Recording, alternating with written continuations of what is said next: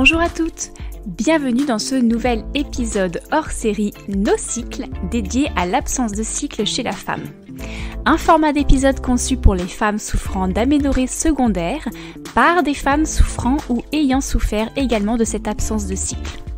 Moi-même, j'ai connu une période de no-cycle qui a duré beaucoup trop longtemps, près de 10 années masquée en partie par la prise de la pilule contraceptive. Je sais donc à quel point 50% du chemin au moins de la guérison se fait grâce au soutien que l'on trouve au travers des témoignages de personnes comprenant notre situation. J'espère que tu trouveras le soutien et les réponses à certaines de tes questions ou encore que l'écoute de ces épisodes déclencheront certains déclics en toi, te permettant de retrouver le chemin de ton cycle féminin. Et si tu souhaites contribuer à ce projet collaboratif en apportant ton témoignage à ton tour, n'hésite pas à me contacter par email à l'adresse suivante alexandraportail@hygienedevie.fr ou encore via la page contact de mon site internet www.hygienedevie.fr avec le chiffre 2. Merci à toi par avance et très belle écoute! Aujourd'hui, place au témoignage d'Alban. Alban est une jeune femme que j'ai eu l'immense joie de rencontrer lors d'un accompagnement, durant lequel j'ai tenté de mettre en lumière certaines facettes de sa vie et de son hygiène de vie qui pourraient expliquer son aménorrhée. Je dis l'immense joie, certes, bien que j'aurais préféré la rencontrer dans d'autres circonstances, pas pour une question d'aménorrhée. Alban vivait sous l'emprise d'une hyper-contrôle constante. La maîtrise de son assiette, de son corps, de l'image qu'elle renvoyait. Elle est tombée dans la sphère infernale de la parfaite fitness girl, au corps parfait. Trop parfait. Aujourd'hui, elle nous partage avec authenticité tout ce qu'elle a traversé, mais également tout ce qu'elle traverse en ce moment même, en cette année 2023, pour retrouver le chemin de son cœur, laissé à l'abandon depuis tant d'années. Un corps mal aimé qui ne demande qu'à retrouver sa juste place. Elle nous raconte tout ce qu'elle met en place pour retrouver sa liberté. Sans plus tarder, je te laisse te plonger dans l'histoire d'Alban en la remerciant par avance pour avoir ouvert les portes de son intimité. Belle écoute! Bonjour à toutes. Déjà, je voudrais remercier Alexandra de me faire confiance dans ce projet de raconter un peu mon histoire, mon aménorrhée, tout ce qui a pu se passer, etc. Pourquoi je suis en aménorrhée maintenant. Donc vraiment merci à elle. Moi, je m'appelle Alban, j'ai 24 ans et je souffre d'aménorrhée depuis 1 an et demi. En sachant que j'ai déjà eu une période d'aménorrhée il y a à peu près 2 ans et qui avait duré 4 mois. Mes règles étaient revenues comme par magie un week-end. Lorsque j'étais dans une abbaye, elles sont revenues un matin. Voilà. Donc j'avais déjà eu une petite période d'aménorrhée, mais là ça fait vraiment 1 an et demi que mes règles ne sont pas du tout revenues. Je pense qu'après avoir fait des recherches, après m'être documentée, après tout ça, même en parlant avec Alexandra, etc., je pense que je souffre vraiment d'aménorrhée hypothalamique. Donc c'est vraiment... pour moi, c'est complètement psychologique. Parce que voilà, j'ai fait une série d'examens, des prises de sang, j'ai fait même des échographies, une échographie pelvienne, etc. Donc tout va bien en fait, niveau physique. C'est vraiment psychologique. Comment elle a commencé? En fait, déjà, moi je vais commencer par le commencement, je vais dire. Moi, j'ai jamais été à l'aise dans mon corps. Enfin, pas dans mon corps, mais j'ai jamais été à l'aise sur la plage. J'avais toujours un problème avec l'image de ce que je renvoyais, en fait, notamment avec mon ventre. Enfin, j'ai toujours eu des problèmes, en fait, toujours à me cacher sur la plage. Voilà, donc je sais pas d'où ça vient. Je pense que ce qui m'a pas aidée, c'est que j'ai eu très très tôt les réseaux sociaux. Je crois que j'ai eu Instagram à 12 ans, je crois, même un peu avant.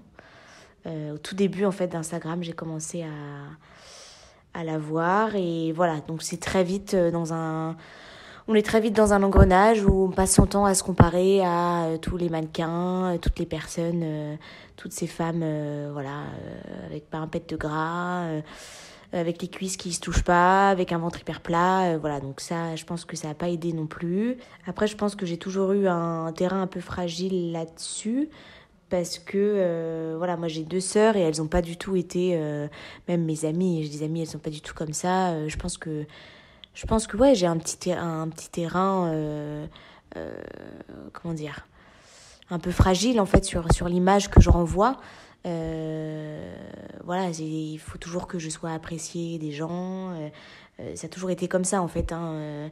Et parfois ça me bouffe vraiment. Et voilà, toujours à être appréciée, il faut que les gens m'apprécient, il faut que les gens me trouvent belle. Bon là c'est plus le cas, hein. Je suis sortie de ça il y a à peu près 2 ans. Mais voilà, je pense que pour revenir sur ça, je m'égare un peu, désolée.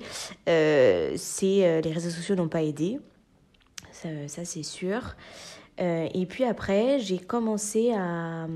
Donc j'ai toujours été un peu sportive, faire des randonnées. J'ai toujours eu des parents qui nous emmenaient faire des randos, etc., etc. Mais j'ai jamais été une très très très grande sportive non plus. Mais je me suis mise à faire du sport, notamment de la musculation, pendant le confinement. Donc au début c'était du poids du corps, etc. Et après, je me suis mis à faire de la muscu avec des poids, avec tout ça. Je suivais énormément d'influenceuses fitness sur les réseaux, sur Instagram. Sur YouTube, j'avais des chaînes où je pouvais pas passer un seul jour sans regarder les chaînes des influenceuses fitness. Et en fait, dans ma tête, il fallait vraiment, vraiment, vraiment que je perde du poids, que je perde du gras. Voilà, c'est vrai que j'ai eu un entourage, pour ne pas nommer les personnes, parce que qui ne m'ont pas aidée. En fait, c'était un engrenage. Il fallait que je perde du gras pour ressembler aux influenceuses fitness. Il fallait que j'ai un gros fessier. Il fallait que tout ça. Donc du coup, je me suis mise à manger, à peser mes aliments. À faire attention à toujours les glucides, parce que les glucides ça fait grossir, parce que je vous passe les détails, hein, mais c'est vrai que je rebondis un peu, je fais un petit peu un raccourci, mais j'ai écouté un podcast de Alexandra, je crois que c'était Marine, je me suis vachement retrouvée dans son histoire en fait, qui elle pareil avait été dans le fitness, dans la muscu, et qui vraiment s'était complètement perdue là-dedans. Et moi ça a été mon cas en fait. Ça a été mon cas. Donc avant, j'étais à Paris et j'ai déménagé à Caen il y a 2 ans. Ça fait à peu près 2 ans que je suis à Caen. Et c'est vrai que je me suis acheté un matériel de muscu. J'ai jamais été en salle, mais à Paris, je faisais ça donc avec des amis. On avait du matos à nous.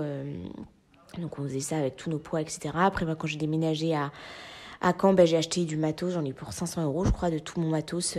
J'avais un peu un espèce de home gym dans mon appart. Enfin, je pouvais pas ne pas faire de muscu, en fait c'était pas possible. Je pesais tous mes ingrédients, je me suis vachement renfermée, je ne sortais pas avec mes amis. C'était vraiment un renfermement sur moi-même, quoi. Pour ne rien vous cacher, je m'en suis rendu compte il y a très peu de temps. Enfin, très peu de temps, il y a à peu près... 3 mois, quoi.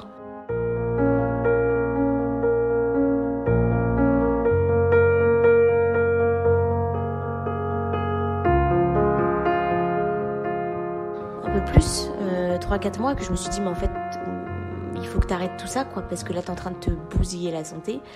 Donc bref, moi, j'avais un travail, j'étais infirmière vétérinaire avant, et en fait, donc, déjà, c'est un métier dans lequel on est tout le temps un peu à droite à gauche, etc. Et moi, je commençais tôt le matin, à 9h. Il fallait que je parte. En plus, c'était pas tout à côté. J'ai pas le permis de conduire, donc il fallait que je me lève très tôt, que je prenne le bus. J'avais 40 minutes de trajet. Enfin, c'était fatigant, etc. Je rentrais tard le soir, mais il fallait pas que je loupe une seule séance de muscu. Donc, en fait, je me réveillais à 5h30 le matin. Je faisais mon heure de muscu dans mon appart avant de partir, et c'était ça tous les jours. Donc ça, c'était l'année dernière. Enfin, tous les jours, 5 jours sur 7, mais je pouvais pas louper une séance, quoi. Je pesais mes ingrédients. Et après, j'ai décidé de me lancer dans une sèche. Après avoir voulu prendre une prise de masse, et c'était une sèche. Donc, j'ai commencé à à tout peser, à manger vraiment très peu de glucides, alors qu'en fait j'étais H24 debout, hein, plus la muscu, etc. Donc une sèche, donc c'était muscu plus course à pied. Après je me suis rendu compte avec mon emploi du temps qu'en fait la muscu, c'était pas possible, en fait c'était trop pour moi. Je pouvais pas faire 5h30, le réveil 5h30 c'était plus possible. Je tenais plus, j'avais des vertiges au boulot, j'étais crevée tout le temps, enfin c'était pas possible. Puis je faisais des erreurs en fait je faisais des erreurs enfin, dans ce que je faisais, dans mon travail, donc je me suis dit en fait faut que t'arrêtes. Donc j'ai réduit, puis je faisais de la course à pied parce que j'avais 2 heures pour manger, donc j'allais courir entre midi et 2.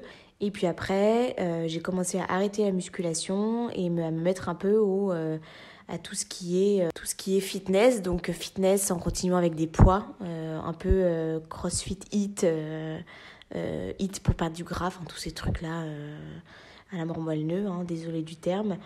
Mais voilà, en continuant à faire du hit avec des poids, tout en continuant à faire de la course à pied. Je faisais 5 jours sur 7, pareil, tous les jours, entre midi et 2, j'allais courir, parce que je travaillais au bord de la mer.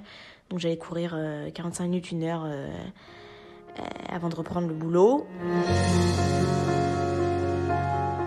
Vous imaginez bien à quel point j'étais crevée quand je rentrais de ma course. Il fallait entamer l'après-midi après 5 heures toute debout à courir partout, etc. Donc voilà. Et après, donc j'ai décidé de changer de travail parce que je me retrouvais plus du tout dans ce métier d'infirmière vétérinaire. C'est vrai que je suis quelqu'un qui a vraiment... Moi, j'ai besoin de voir plein de choses. Et c'est vrai que c'est un métier dans lequel je me sentais pas épanouie parce que c'était toujours la même chose. Et puis, je me sentais un peu enfermée là-dedans. Donc, j'ai décidé de quitter mon travail. Et en fait, j'ai décidé d'entamer un BTS diététique, donc à distance. Je vous laisse imaginer pourquoi j'ai voulu entamer un BTS diététique. Et ça a été là un peu la descente plus aux enfers, je veux dire.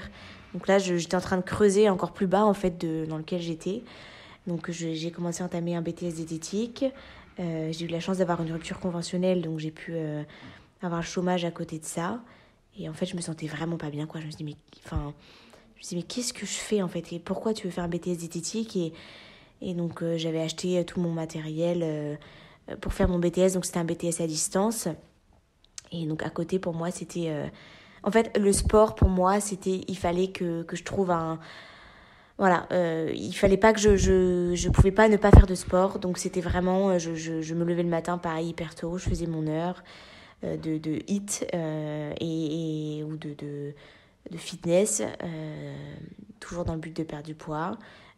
Et après, je travaillais à fond mon BTS. Mais en fait, ça n'a pas duré longtemps parce que je me suis rendu compte qu'en fait, j'étais en train d'aller droit dans le mur et que j'avais pas envie de faire ça, en fait. Et que je faisais ça uniquement parce que ça allait m'apprendre encore plus de connaissances pour bien manger, pour tout ça. Donc là, ça a été un peu l'enfer, en fait. Je dormais plus la nuit. L'année dernière, quand j'étais au travail, etc., j'étais tellement fatiguée qu'en fait, mon corps ne suivait plus. Je faisais des insomnies. Parfois, je passais 3 jours sans dormir. Puis j'avais perdu du poids, hein. J'ai pas perdu énormément, j'ai perdu 4 kilos, mais je pense que c'est pas ça. Ça a joué, je pense, le fait que mon aménorrhée s'est déclarée, mais je pense que en fait ça a été aussi le fait de pas dormir. J'étais tout le temps stressée, enfin bref, c'était un peu l'horreur, même carrément l'horreur. Voilà, donc plus de vie sociale, toujours à rentrer à la maison vite après le travail pour en fait me coucher le plus tôt possible pour avoir une bonne hygiène de vie, etc. En fait, je suis quelqu'un qui est aussi dans l'hyper-contrôle. Ça, j'ai oublié de vous le dire. Je pense que ça n'a pas aidé non plus dans le fait que j'ai plus mes règles. Je suis toujours à tout contrôler tout le temps, à faire des listes, à faire tout ça. Et ça m'a bouffé, en fait. Et ça, c'est en parlant avec Alexandra quand j'ai pris rendez-vous avec elle cet été, qui m'a dit qu'elle aussi était dans l'hyper-contrôle. Et ça, je me suis dit, mais en fait, ça m'aide pas du tout, quoi. Donc, j'ai mis en place des choses, en fait, justement, pour ne plus être dans cet hyper-contrôle, notamment dans le ménage. Enfin, je vous donne des exemples, hein. Je m'éparpille un peu, je suis désolée, hein, mais c'est vraiment dans le ménage. Dès qu'il y a un petit pet de travers, il faut absolument que je nettoie. Il faut que ce soit tout le temps au carré. Mais j'ai toujours été comme ça, en fait, quand je réfléchis à mon enfance, etc., toujours lever très tôt, à faire toujours hyper coucher très tôt, lever très tôt. J'ai toujours été comme ça et c'est vrai que ça, je pense que ça n'a pas aidé non plus en fait dans le fait voilà, je me suis un peu perdue là-dedans, de tout contrôler. Je pense que l'hyper-contrôle, c'est un tout, en fait. C'est la nourriture, c'est le sport. Moi, je me suis perdue là-dedans, en fait. Et voilà, et j'ai beau avoir mon entourage, mes amis qui me disaient « Mais attention, Alban, là, t'es en train de… » J'ai eu un entourage, j'ai ma famille, etc., ont été très présents. Ils m'ont dit « Mais là, t'es en train de faire vraiment de la merde, quoi. Tu te perds. » Et j'ai pas voulu écouter. Et voilà, résultat, ben voilà, ça fait 1 an et demi que je n'ai plus mes règles.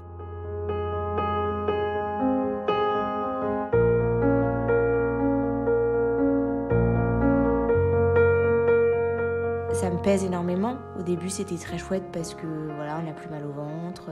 Mais en fait, là, je me sens plus femme en fait et je me sens éteinte depuis 1 an et demi. C'est un peu horrible, mais ouais, je me sens éteinte et je me sens pas moi, quoi. Je sens que j'ai perdu quelque chose et quelque chose de tellement important pour la femme. Et j'ai tellement lu le bouquin, je me suis tellement renseignée et tout ça, je me dis c'est psychologique et je sais que c'est psychologique parce que pour vous donner un exemple, voilà, cet été je suis partie, j'ai pris vraiment un tournant dans ma vie et je suis partie, j'ai fait des choix qui n'ont pas été faciles. Je vais pas m'étendre dessus parce que j'aime pas trop, voilà, raconter voilà, ma vie personnelle, etc. Mais j'ai fait vraiment des choix qui vont beaucoup m'aider et qui m'aident déjà énormément dans ma reconstruction personnelle. Et donc je suis partie randonner toute seule. C'était incroyable. Moi j'ai besoin d'être au contact de la nature, etc. Et après je suis partie dans une abbaye 1 semaine voilà, pour me ressourcer. Et moi je suis de religion chrétienne, donc c'est vrai que ça m'aide, chrétienne catholique, donc ça m'aide énormément aussi. Et ça en fait, dans les questions d'Alexandra, qu'est-ce qui m'aide ? Je pense que ça m'aide énormément. Voilà, mais donc bref, je m'égare un peu, désolée, mais je suis partie et en fait c'est marrant, mais dès que je pars de tout cet hyper contrôle, de tout ça, je vais pas vous mentir, je ressens mes règles en fait. Quand je suis pas dans mon contrôle, quand je suis pas dans mon univers entre guillemets de contrôle, etc., je les sens et là j'ai vraiment cru qu'elles allaient revenir cet été quand j'étais à l'abbaye. Vraiment, c'était tous les symptômes de voilà, mal au ventre, tête qui tourne, etc. Et je pensais vraiment que je suis allée aux toilettes, je me suis dit, mais je vais avoir du sang sur mon papier de toilette, c'est pas possible. Et en fait, elles sont pas revenues, mais j'ai envie de m'accrocher à tous ces petits moments, en fait, parce que plusieurs fois, quand je quittais mon logement, mon contrôle, tout ça, je les ressentais, en fait. Je me suis dit, mais punaise, elles vont revenir, c'est sûr. Et j'ai envie de m'accrocher à ça, en fait. Je sais qu'elles vont revenir, pertinemment, je le sais.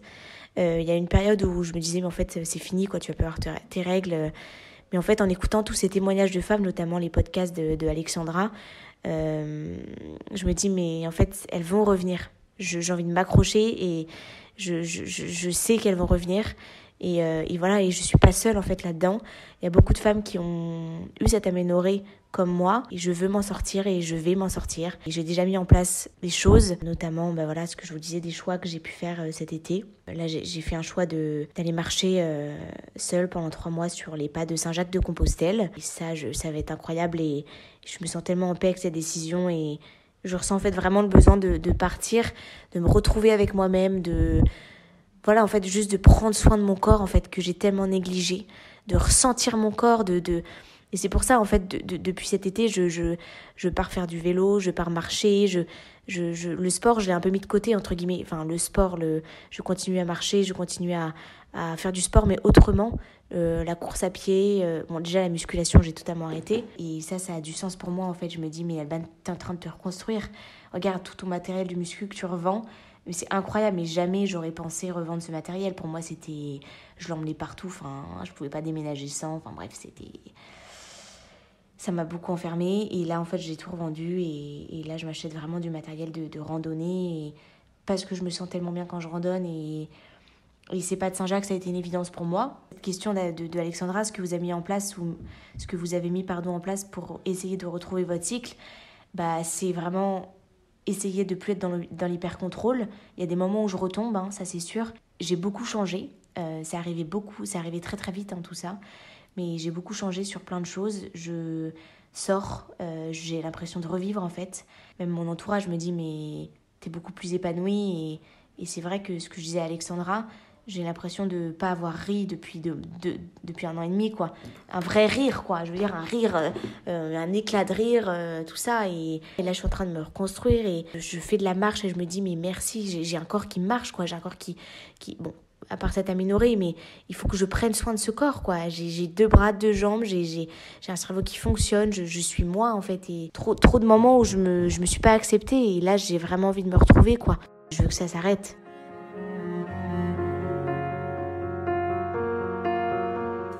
Le fait de partir randonner, ça a été un grand changement pour moi. Ça va être incroyable et je m'accroche à ça. Et toutes ces petites choses, en fait, il y a eu plein de petites choses qui ont fait que je sais que mes règles vont revenir et j'ai envie de m'accrocher à ça. Mon rapport à mon cycle et à mon corps aujourd'hui, j'ai plus de cycle, donc voilà. Mais je veux m'accrocher parce que je sais qu'elles vont revenir. Mon rapport au corps, en fait... Voilà, j'ai pris 4 kilos, c'est pas facile à accepter parce que je fais moins de sport, parce que je m'autorise à manger des aliments. En fait, je fais plus vraiment... Je me suis tellement restreinte que maintenant, c'est... voilà, si j'ai envie de m'accorder quelque chose, je me l'accorde et je sais que ça va être un changement pour moi, que mon corps est en train de changer. Mais il n'y a plus ce regard dans la glace H24, il n'y a plus tout ça en fait. Et là, en fait, je suis en train de revivre en fait. Et c'est pas grave, j'ai pris 4 kilos, mais c'est nécessaire pour que mes règles reviennent, c'est nécessaire pour que en fait, mon cerveau soit plus... Oh, attention, t'es en train de manger ça. Il faut que je... Voilà, et avec Alexandra, c'est vrai qu'on avait parlé de la méthode All-in. Moi, j'ai pas forcément envie de faire cette méthode-là parce que pour moi, c'est pas trop prendre soin de son corps, de manger n'importe quoi, enfin pas n'importe quoi, mais et je sais qu'il y a des femmes qui ont besoin de ça, mais moi, je m'accorde en fait des douceurs, je veux dire des gâteaux, des choses comme ça, des hamburgers, toutes ces choses-là que je m'accordais pas avant. Je me l'accorde beaucoup plus qu'avant et c'est pour ça que je pense que j'ai pris du poids et que je fais moins de sport. Mais pour moi, c'est toujours important de bien manger parce que c'est important pour la santé. Ce regard dans la glace, voilà, j'essaye de vraiment me regarder, mais avec de l'amour, en fait. Je veux apprendre à aimer mon corps. Ce corps, on n'en a qu'un, il faut en prendre soin, en fait. Et ça, je m'en rends vraiment compte. Donc, j'ai fait beaucoup de chemin et je suis en train vraiment de revivre et ça va prendre du temps, ça c'est sûr. Je vais replonger, ça j'en suis consciente, mais c'est pas de Saint-Jacques-de-Compostelle et je sais pas ce qui m'attend après. J'ai envie de partir voyager, j'ai envie juste de prendre soin de moi, quoi, et de penser à moi. Et parce que j'ai trop été enfermée dans beaucoup de choses et ça je veux plus. Je veux penser à moi en fait et j'ai envie d'être en paix. Je me suis un peu éparpillée, je suis désolée. Ne rien lâcher. Et en fait, on n'a qu'un corps en fait. Et si on n'a plus de cycle, c'est qu'il y a un problème et il faut vraiment essayer de regarder pourquoi on n'a plus de cycle. Et en fait, je pense qu'il faut arrêter de vouloir ressembler à telle ou telle femme. En fait, on est unique. On est unique et je pense que voilà, on n'a qu'une vie, on est unique et en fait, il n'y a pas que le corps, il n'y a pas que l'alimentation. En fait, moi, ce qui m'aide aussi, c'est de donner de mon temps, d'aller voir les SDF de Caen, de donner de moi-même, en fait, et d'être toujours souriante. Et je pense que ça, en fait, ça m'aide énormément. Et ça me fait me sentir moi, en fait. Je suis pas cette femme, cette femme qui est enfermée, qui est pas heureuse, qui sourit pas. Non, je suis pas cette femme-là. Moi, j'ai envie de rayonner, j'ai envie d'être une petite lumière pour chacune des personnes que je rencontre. Et j'ai envie d'apporter de la joie auprès des personnes que je rencontre. Et ça, voilà, je ne lâcherai rien. Et voilà, donc si je peux donner un conseil, c'est se faire aider, avoir un entourage, en fait, qui soit là pour soi, en fait, moi j'ai de la chance, j'ai une famille qui m'aide beaucoup, des amis qui m'aident également. Faire les bons choix, en fait, et ne vous laissez pas prendre par tout ça, par toutes ces choses qui pourrissent la vie, qui empoisonnent, en fait, parce que moi ça m'a vraiment pourri la vie et ça m'a empoisonnée. Là je suis en train de m'en sortir, mais ça a pris du temps. Donc juste vivez, quoi. Vivez et faites ce que vous avez envie de faire. Qu'est-ce qui vous fait vibrer, en fait? Moi je sais que c'est la randonnée, c'est la nature, c'est tout ça. Mais aimez-vous, en fait. Aimez-vous avec le corps que vous avez. Et je me dis, mais mon corps il fonctionne pas. Aimez-vous, kiffez la vie, on n'a qu'une vie.